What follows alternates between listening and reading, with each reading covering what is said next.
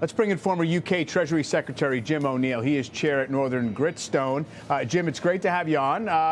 Also a great time to kind of assess what we saw this year, which was plenty. If you go back, 8 or 9 months, and it was all the talk was, with the tariff panic, it was going to be end of U.S. exceptionalism, flows away from dollar assets. Maybe that didn't continue, but you did see outperformance by non-U.S. equity indexes and also just all kinds of non-dollar assets. Is that the start of a new trend? Is that just a kind of a temporary repricing? How are you viewing things?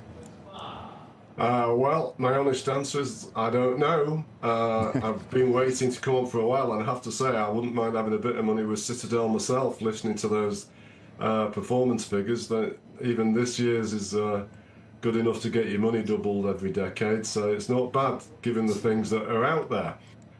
But I think it could be the start of a multi-year outperformance of US stocks by much of the rest of the world, and partly because some of the circumstances going on around the world are, even though they're so complex, there are some parallels with the noughties, which is the last time that happened. Starting place of obviously relative valuations, but you guys know better than me from all the experts you have on your own minds that, the markets are all about marginal changes, what's priced in and what's expected. And when you look at all the issues out there, one of the things that's fueled this outperformance this year is, of course, because of Germany's big fiscal framework changes. And now, as we turn the year, all the focus on the end to possibly the Ukraine-Russian war. And if that happened alone, it would probably be very good for European equities. Still, lots of focus, quite rightly, on whether China's going to do something more to stimulate its consumer. And if that happened, that would definitely propel further strength of China.